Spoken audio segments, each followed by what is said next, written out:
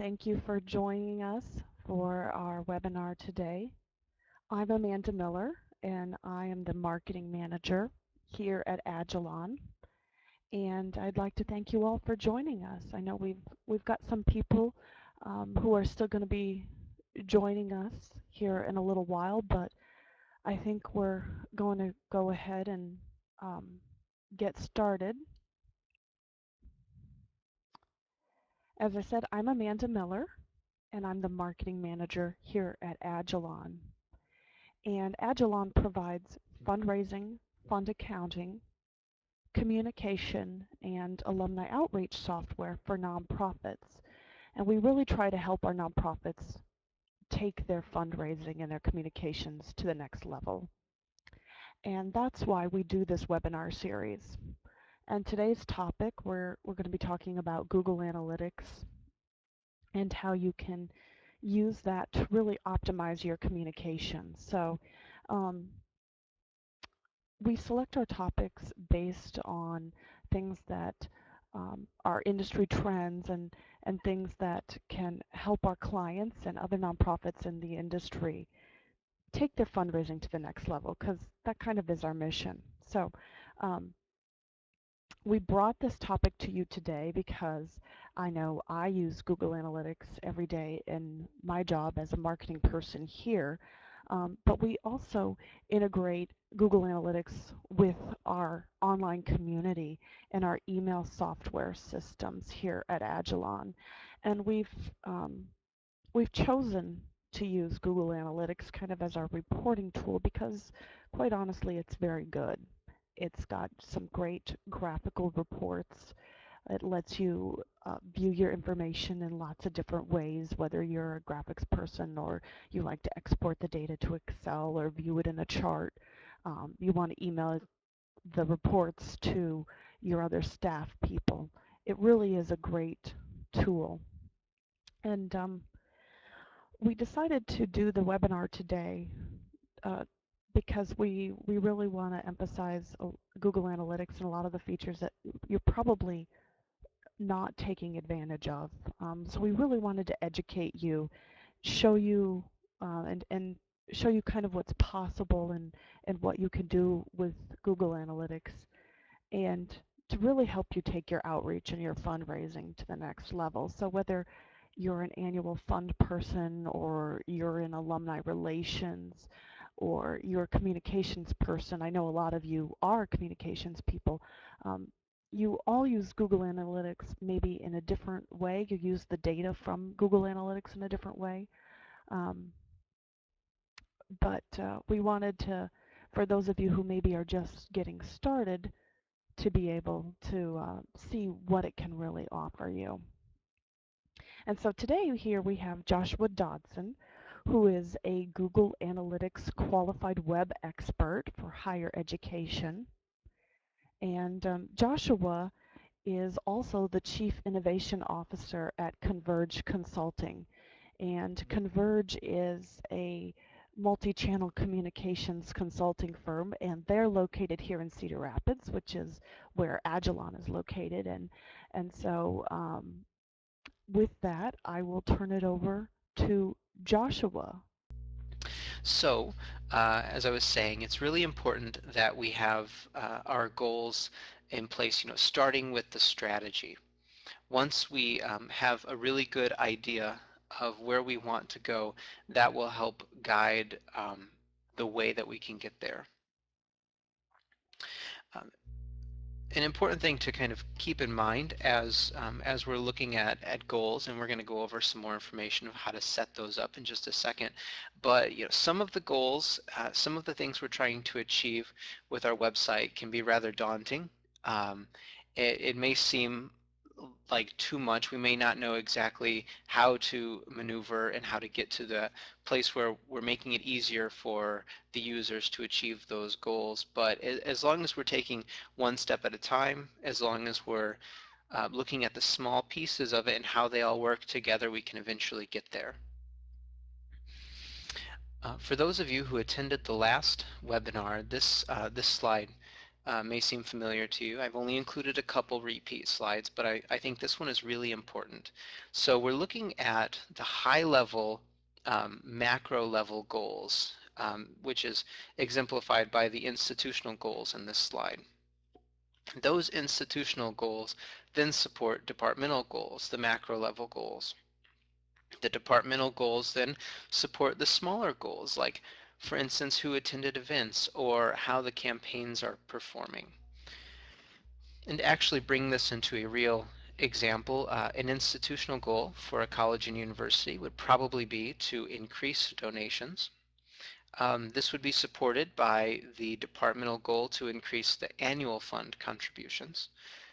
And then that departmental goal will be supported by smaller goals. For instance, getting as many people as possible to attend a black tie event, or at least the right people to attend a black tie event, or to send out a presidential mailing and have a campaign that the president would send a letter to try to get more people to contribute to the annual fund. This is just one example of how we have to find the right type of balance in our goals and actually make it so that we can measure these.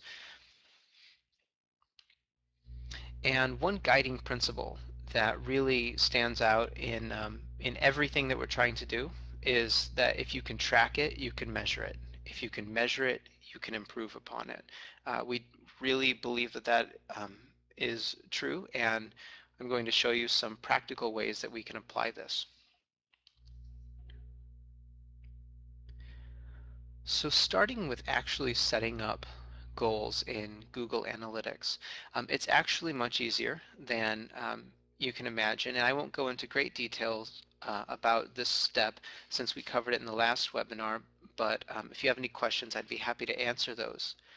So in this example, we're going to create a goal of the donation form, and the goal type is going to be a URL destination. So what I mean by that is that someone will go to the website, they'll go to the advancement homepage, they might go to the donation form itself, and then they'll fill the form out with their credit card information or however you capture that information. And once they've actually gone to the thank you page, that's considered a goal completion. So it's really important that we set this step up before we actually get into the reports. That way, whenever someone completes this action, we can track it back and we can understand what contributed to this specific goal.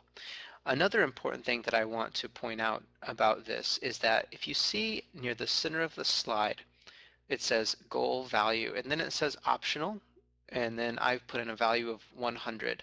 That would be $100. I would really like to caution you that I don't think this should be an optional step. In fact, it's one of the most important steps that you can add to setting up your goals. As long as you're giving your goals a value, you can understand better about how some of the different sources and mediums and different web pages are actually contributing to that goal in a monetary sense, which can be very helpful, especially when we're trying to figure out where to put our marketing dollars. So one of the first things that we're going to want to look at once we've set up our goals and we've sent out our trackable URLs is how to compare campaigns. Okay, so in this example, we have 3 campaigns: the California Outreach Campaign, the Alumni Fund campaign, and the Homecoming 2011 campaign. Um, Along with those campaigns, we have several goals set up. These are probably very common goals, and I imagine at your institution you have 1 or 2 of them set up also. For instance, visiting campus, homecoming registration, online donation forms, and the online application, the application for prospective students. So we have a mixture here of admissions as well as advancement. So we can start to look at how each of these different campaigns will contribute to the different goals. And we can see that the California Outreach campaign, it didn't really contribute at all to the campus visit.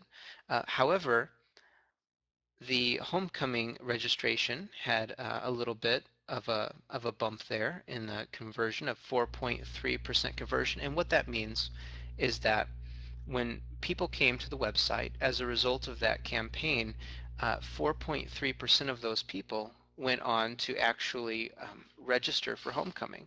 And I think that's a pretty good indicator of how successful that campaign is. Clearly there will be some people that maybe just show up and don't register online, but you can actually start to get a really good idea of how that campaign is performing.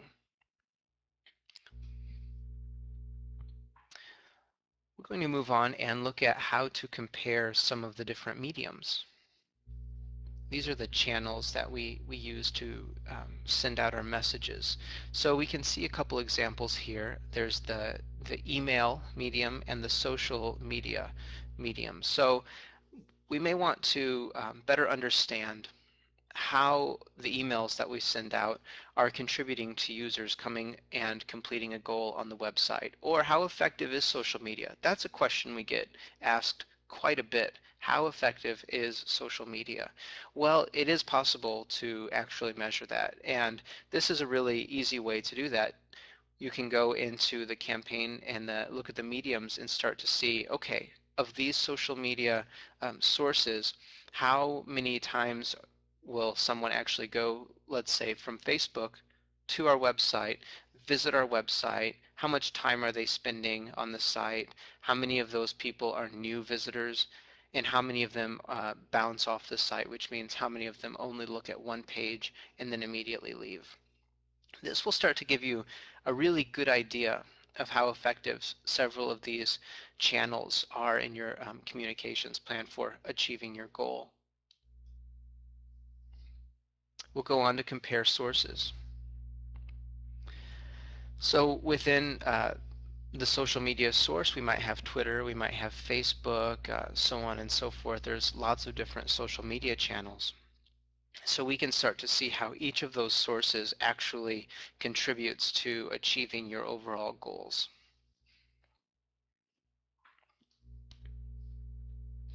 The really important thing, though, that we need to think about when we're looking at some of those campaign reports would be what's working and what's not working. I mean, that sounds really simple, but it's very true. It's really easy to just send out lots of things and just hope that everything is working and you're getting really great results from Facebook because it's Facebook, and that's just not necessarily the case. So by setting up your goals and using your web tracking effectively, you can start to look at those different pieces, figure out which piece is really bringing the most results, and then bring that out and do more of it. That's really the important benefit of Google Analytics in this discussion.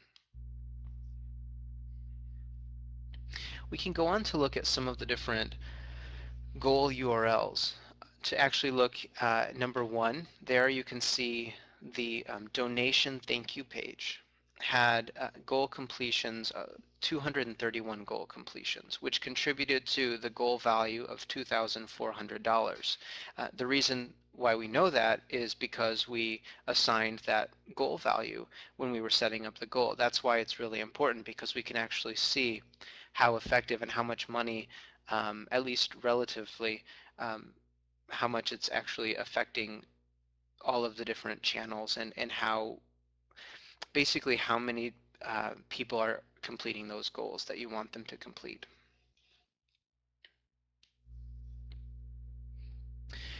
That's very specific. So far we've talked about some very specific information about how the campaigns and the mediums and the sources are going to actually, how effective they're going to be. But let's go at a slightly different approach in this next section, where we're going to look at more of an at-a-glance view to assess the overall health of the website. So let's look at the pages report that you can see here. The advancement page, for instance, we can start to see there on the line number 1 for the advancement page, how many people have viewed that page, how much time they spent on the site, what the bounce rate was for that page, how many people came, looked at that page, and immediately left. Now this page's report is not going to be immensely beneficial in itself.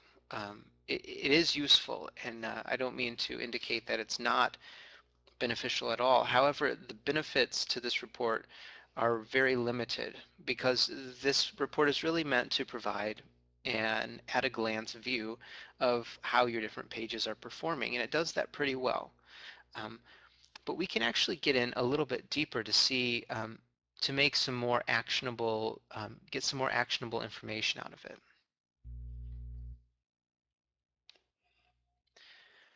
One of the ways that I would recommend looking at this report would be to do a comparison view. So here, this is this a very similar report. It's still within the top content report, only this is the landing page report. So we're looking at the top landing pages. This has been sorted by visits that you can see, and so in our example here, the home page, which is just that single little slash in line number 1, is going to be the most visited page. Then we can take that and compare that to the bounce rate compared to the site average. So yes, we've had 444 visits to the home page in this time period. That doesn't tell us anything. But what we can get is how many people or what percentage of bounces happened on that home page in that same time period as compared to the site average. Now that still may not tell us much, but what we're getting at is how effective that page was. So we can see in this example that the bounce rate for the home page was 34.61% better than the site average. That's really good. That means that something has been done correctly on the home page. On the advancement page, however, the bounce rate is 30.89% worse than the site average. That probably indicates that some changes need to take place on that home page, or on the advancement page. People are going to that page, they're expecting something, and they're just not getting it. So when we look at this report, we can get a lot more information out of it. We can start to see, where the weaknesses are, what needs to be changed, what needs to be optimized, and what we're doing really well. I would recommend looking at number 6, the Homecoming 2011 page. While the visits are not as high, which may have meant that we wouldn't have looked at it otherwise, considering just the standard pages report. But since the visits are not as high as the home page, but the bounce rate is significantly lower than the site average, it's green, it's good. We can learn from that page and start applying those principles on that page to some of the other pages. And that's the real power of this report.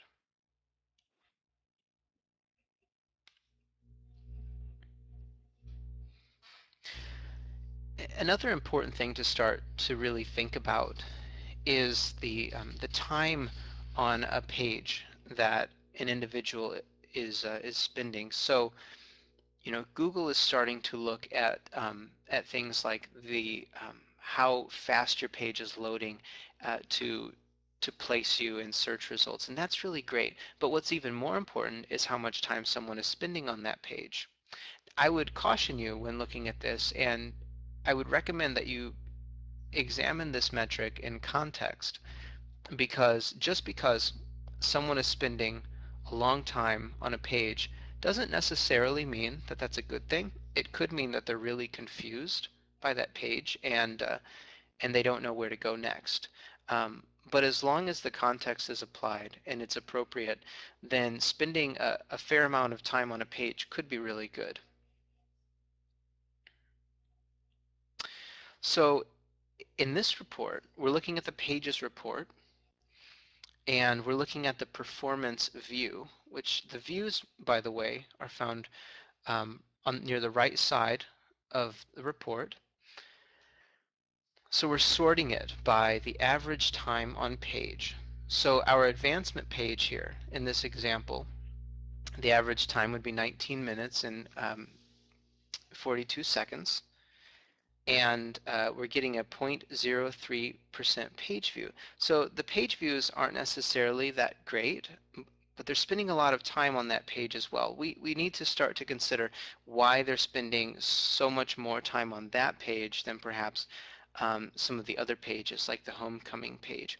If the information, if the content on that page merits that amount of time, then absolutely, it's great, it's wonderful, don't change a thing. However, if they're spending significantly less time on that page than you would expect, or significantly more time, then that's probably an indication that the user experience is not very good for that page. It's not a rich user experience.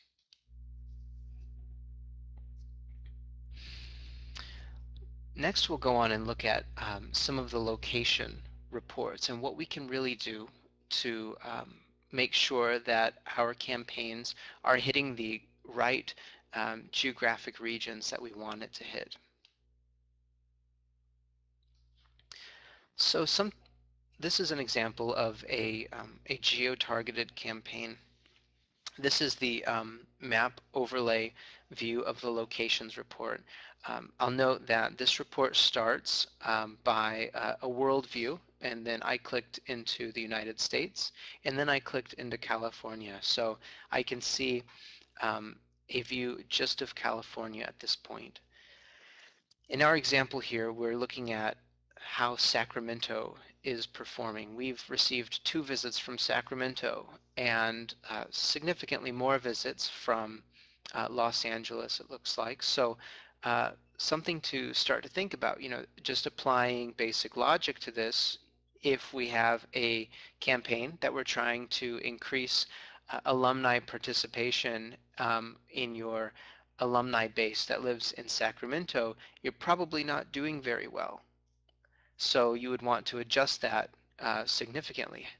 On the other hand, if you are targeting your alumni base in Los Angeles, you're probably doing much better, and you're receiving an expected response. So you could start to look at some of these reports to understand how effective your external campaigns are at driving users to your homepage or to your landing page that you might be trying to bring users to.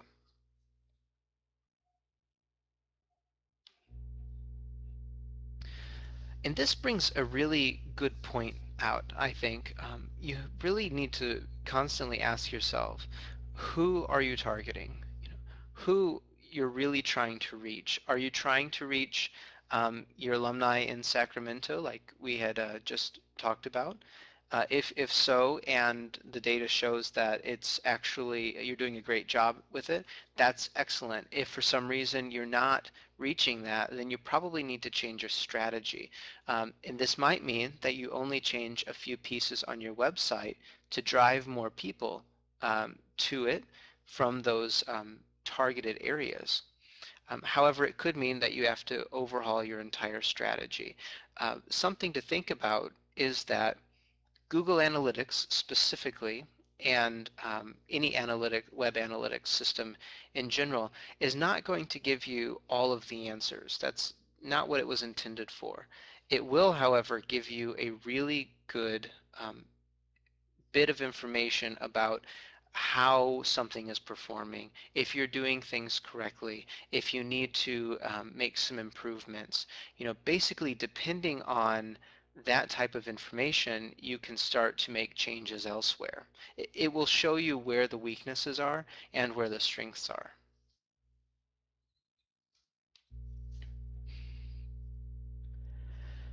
There's a new feature, and I don't have the actual report here, but I wanted to talk with you a little bit about it today. The new feature of multi-channel funnels is actually a very important feature, and I would recommend that you spend some time looking into it a little bit more.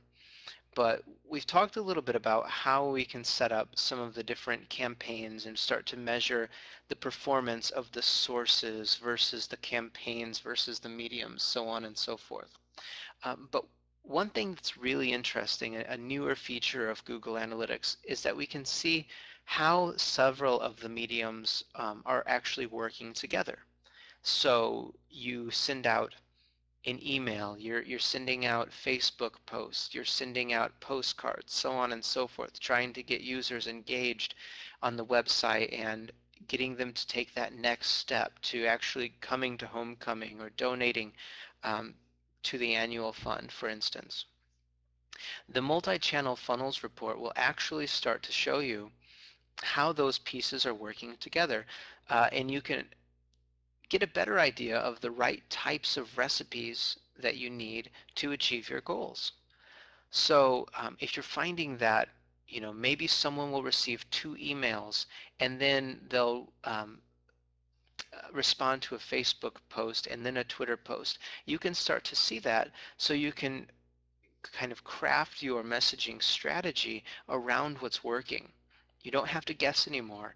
You can actually go in and see how everything works together uh, in a positive way, and some of the things that you thought maybe were working in reality are not working. So you can stop doing that.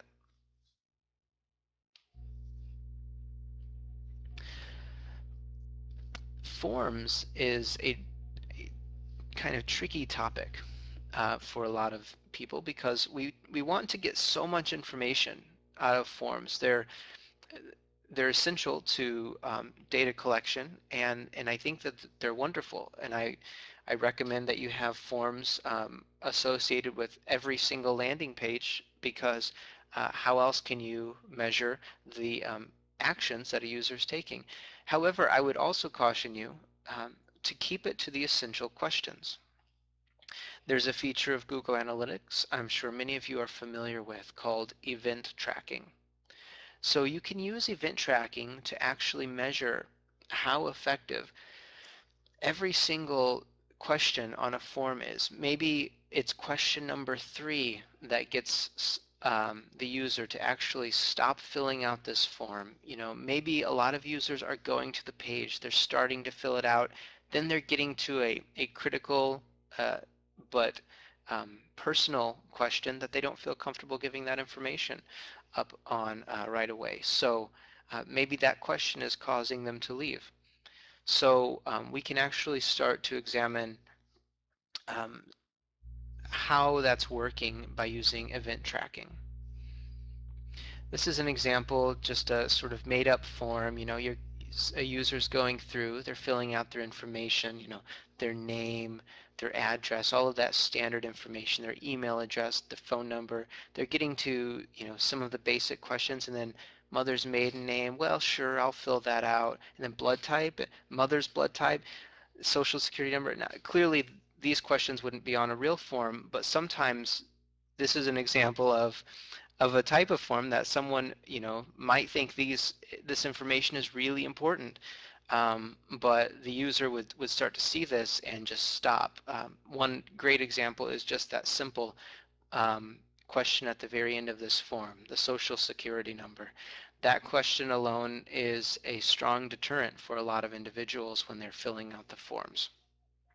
So by applying event tracking, you can start to see how many people are filling out the entire form, and then they get to the social security number and they think, I'm not going to provide this information.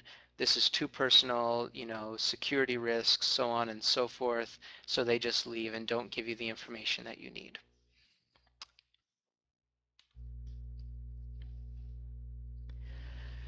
So bringing it back to some of the higher level processes that we really need to think about would be, you know, let's say that Joe is an alum. He received an email, and from that email, he went to a landing page. From that landing page, he engaged with the site a little bit. He clicked around, he did some things, got lots of information, maybe on the new building project that's taking place on campus. He recognized that that's something he was interested in, so he donated to that building project. Then, he felt a sense of connection back to the university. So he registered for homecoming. And then, ideally he's going to repeat that process. It's going to happen again and again whenever he receives an email, some sort of action will happen. Realistically, this is not really what's going to happen most of the time for an average user. They're going to receive an email. They might go to the website and look around. They're going to receive another email. They might go back to the website, engage a little bit more, and then maybe on the third or fourth email, they're actually going to take that next step and maybe donate or register for homecoming or something along those lines. But it's a process.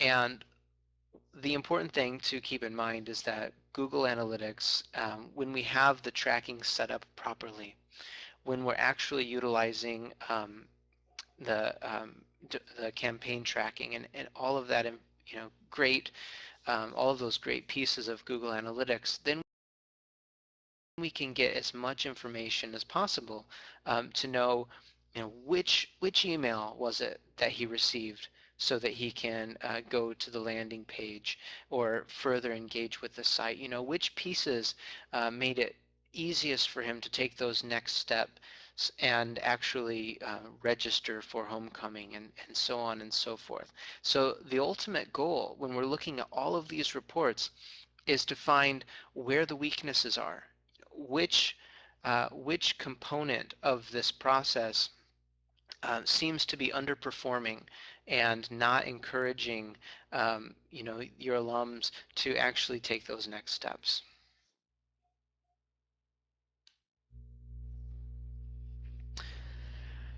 Some really important things to also be sure that you're including would be clear calls to action. On every single one of your emails, there should be a call to action. Um, if there's not a call to action, then there's probably less of a purpose than you might think. Maybe, yes, there are times when you want to just provide information, and that's great, and that's not really what I'm referring to. I'm referring to when you're trying to get people to take that next step. You want them to apply to, or I'm sorry, to donate to your annual fund campaign, or you would like for them to submit a registration for homecoming. Those types of examples can um, can really work a lot better if there are very clear calls to action and very clear internal links. We just looked at an example of a path, a natural progression that someone would take. The same concept should be true of your homepage. You're going to have links to several pages so that the person will go deeper and deeper, getting more and more information, so that eventually they'll have enough information to take that desired action. And you can start to track that back to the sources and the campaigns and the mediums that actually caused those actions to take place.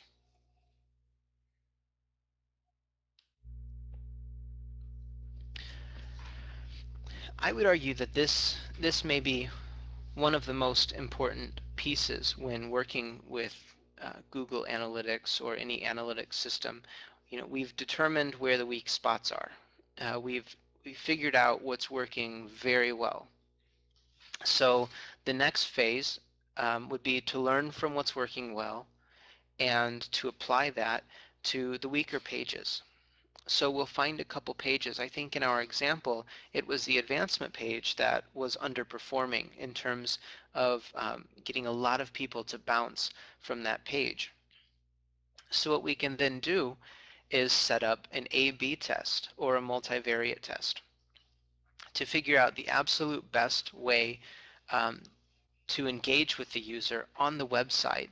So the alums are going to the web page, they're looking around that page. Do they click on to the next page? Do they go on and actually donate? Do they do something else entirely? Do they leave the site and go check out their Facebook account?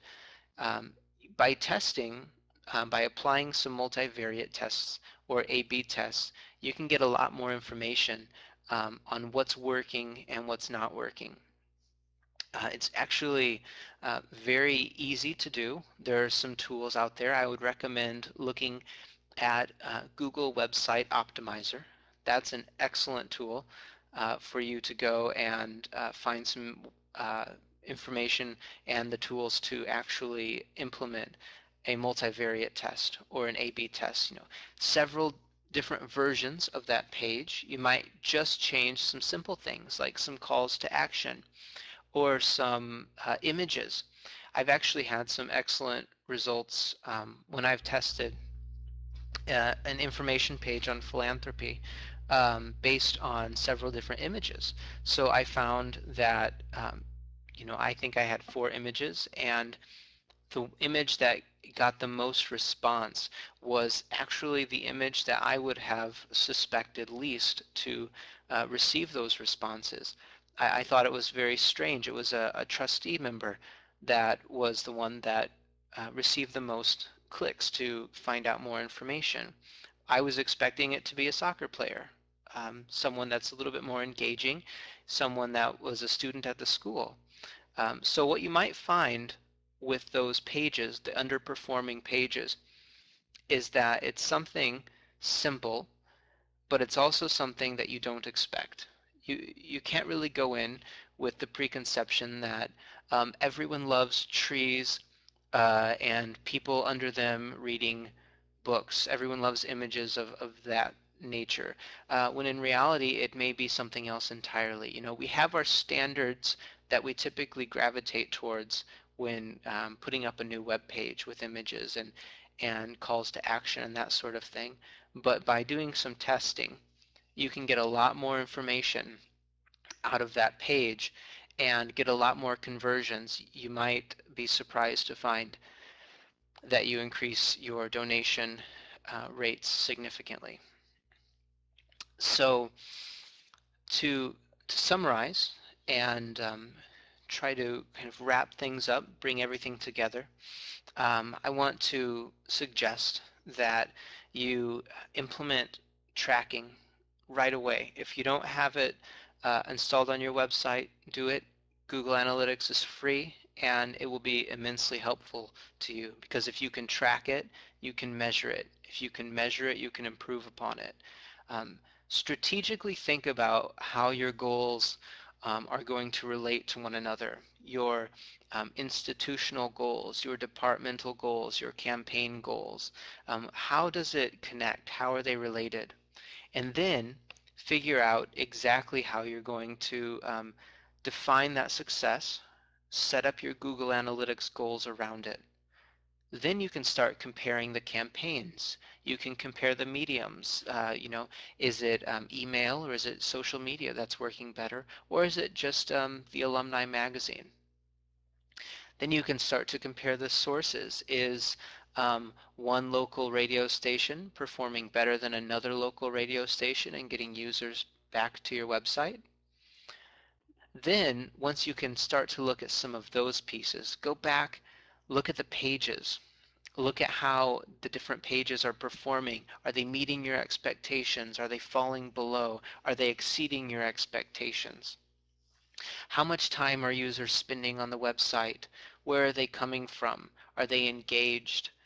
Are they looking at one page and then leaving your website immediately, bouncing right off? Or are they staying and looking at more pages? You can really get a lot of information about how effective your website is at performing your desired actions, as long as you understand who you're targeting, how to target them, understanding what you need to change based on the data, and actually doing the testing so that those changes can be effective and you can do so much more than you had ever initially expected.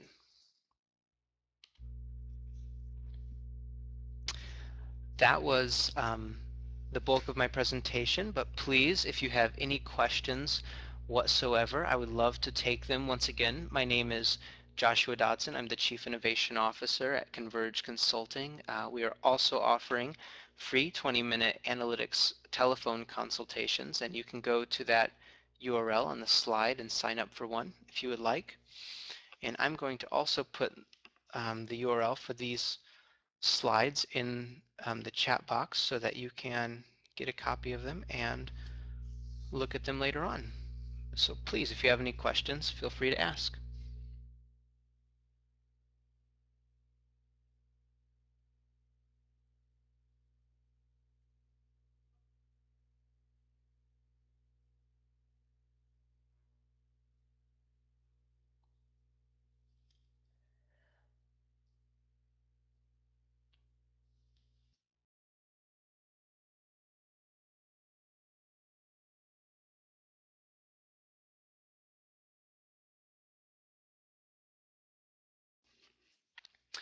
So Rick asked, how do you set goals around more esoteric items like admissions conversions? Um, when dealing with things like admissions conversions, I would first of all figure out about how much every application would be worth.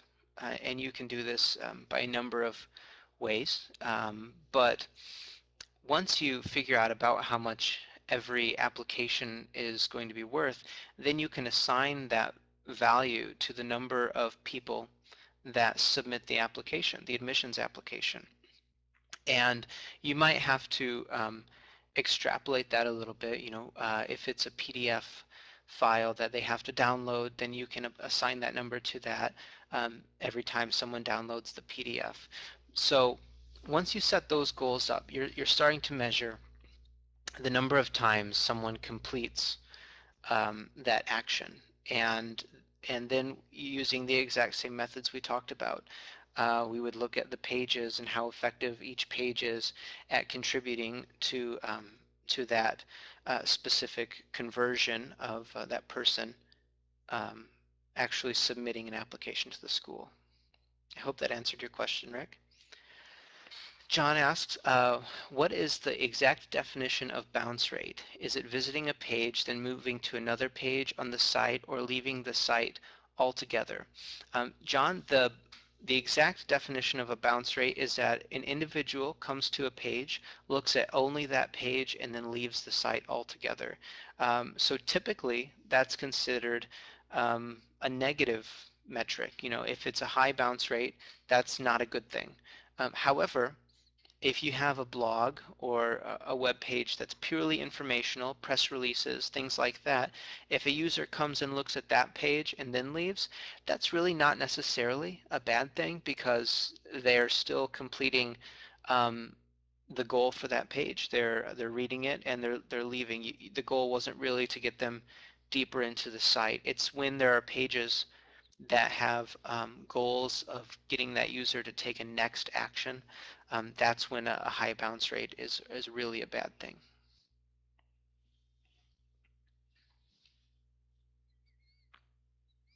Thank you.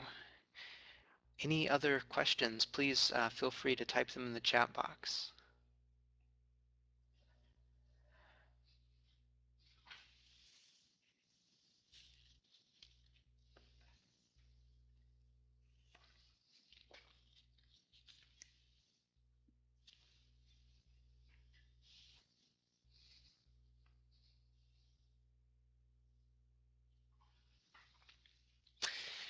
Chris asks if I can go over setting up a funnel. Sure, I would be happy to talk you through that. I don't have a slide on it, but I'll be happy to talk you through the process.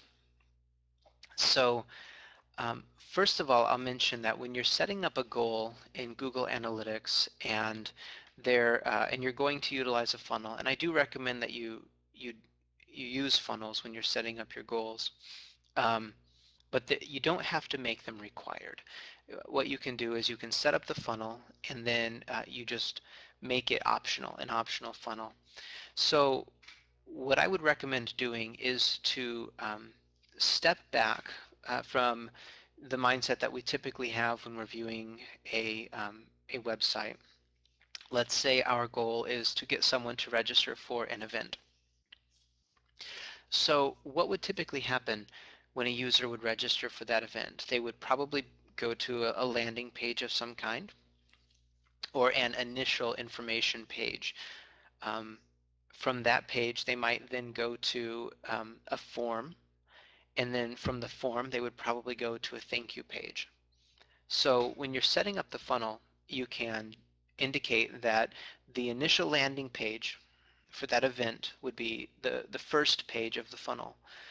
The second page would be the page that contains the form for the event, and then the final goal of that funnel would be the thank you page. So it's basically it's fairly simple. It's just taking the approach of an average user and going through those steps to ensure that you're getting the full process. And from a quality assurance perspective and a user experience perspective in general, I would recommend that you do that often. If you have a specific action that you want them to take, do it yourself. Make sure that you're going in and ensuring that there's no possible issue that someone can have. It doesn't mean that there isn't an issue or there won't be an issue, but you've applied yourself to the task to ensure that it's as easy as possible. But simply put, that's exactly how you would determine which pages would be used for the funnel, and then you just add them to the Google Analytics goal setup page. I hope that answers your question, Chris. Thank you.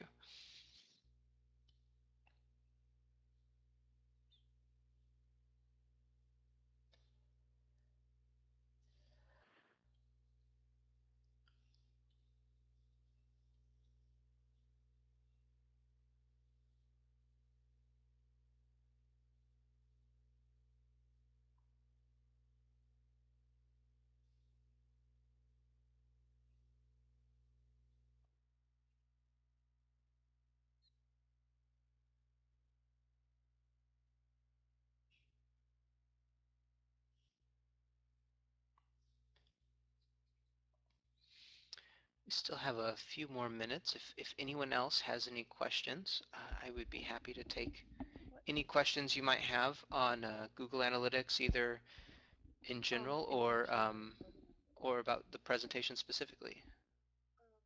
No, it's the guy at Converge, Joshua's doing it. He's wrapping it up. Anyway, it's not bad once you get used to it. So we actually had pretty good turnout. I tried to write down everyone's name because there are some people asking questions right now.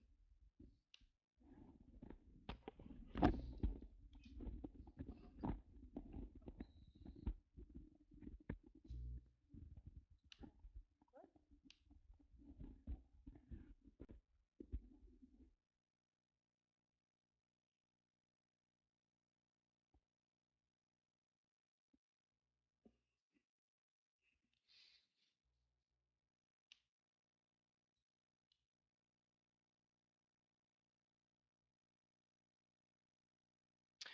Well, if there are no more questions, then I think I'll go ahead and turn it back over to Amanda. Thank you very much for attending this webinar. If you have any questions, please feel free to go to the Converge page. I have the link there on this slide that will take you to a contact form. And I hope you enjoyed the webinar. Thank you very much. Thank you, Joshua. We really appreciate you taking the time to do the webinar this afternoon. We are going to be sending out an email with more information about how you can get the session and also a survey on what you thought of the session, if you have other topics that you would like to cover in the future. We really do appreciate your feedback on the surveys as that helps us determine what topics we should cover in the future. So look for that email either later today or tomorrow, and we really appreciate your feedback on that. Thank you all for joining us. You can also email me any questions that you might have, and thank you again to Joshua for presenting the session today. We'll leave the session open here for a few more minutes in case anyone has anything they'd like to ask. Thanks again.